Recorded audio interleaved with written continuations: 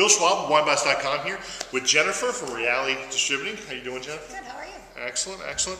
And we're going to taste a Amarone later, but we're right now in the middle of the Ripasso. And I love Ripasso. It's been called Baby Amarone. I don't really like calling it Baby Amarone because I think it takes away from its own style. It shouldn't be called Baby or anything Amarone because it is its own characteristic. Valpolicella Ripasso is its own wine and should be recognized as such. But what they do is they take the regular Amarone off the leads, put it in the barrel, and they pump it in a standard Valpolicella Classico, stir it up and let it repass or Ripasso method. So you get some of the Amarone flavors and you get some of the Valpolicella flavors. Usually the bright high cherry notes and the rich creamy raisiny pruny notes as well. Comes to a nice marriage in the middle.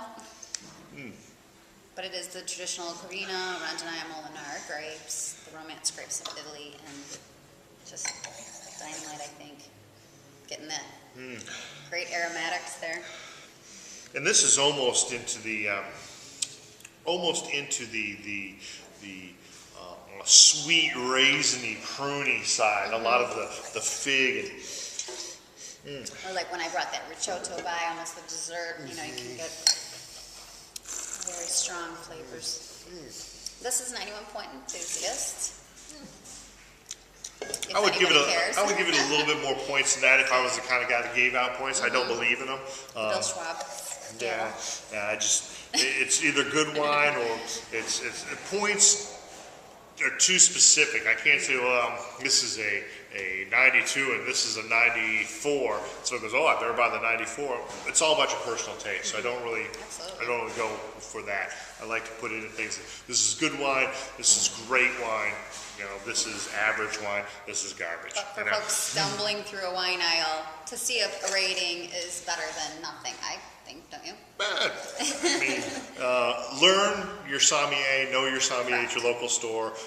Call me. I'll tell you what you want to hear, whether it's right or wrong, whether it's a wine that you've loved for years. And go, hey, this is what it is. If you like it, keep getting it. Sure. You're not gonna, don't need to spend any more money. Subjective. Yeah, it's subjective. I more would like to describe what you're going to taste, and therefore you decide whether you like the wine. You know, if I say it tastes like raisins and prunes, you like raisins and prune flavors in your wine, buy the wine.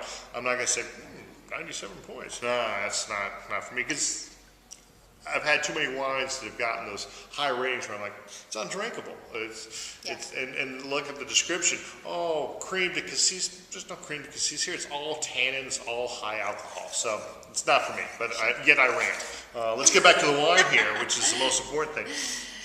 Rant away. I learned from you.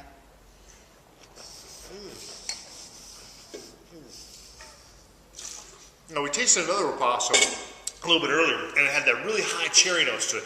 This is much richer, almost like a dark cherry and a dry cherry. A little coffee, more of a mocha, like a dark chocolate. Yeah, just a wonderful, wonderful wine. And still extremely reasonably priced. You're looking at about $37, $35 somewhere in that price range. We're going to get Jennifer off camera and whip down the price a little bit, see what we can do. Not going to happen. Perhaps. Oh. It's sunny out. I'm feeling in a good mood. Get my motivational whip out. And like I said, 91 points. That's great for it as well. But really, great bottle of wine. French Barrique, so... If you're drinking Amarone and tired of spending $70, $80 on a bottle, this is half the price, and it's very hard to discern from Amarone. You could blind taste this with folks, and I'm sure they would... Yeah, I mean, this pushes the limit of the Ripasso style. It's the far extreme. It's almost out of the style and into the full Amarone style. Very nice stuff. Thank you, Jennifer. Thank you, Bill.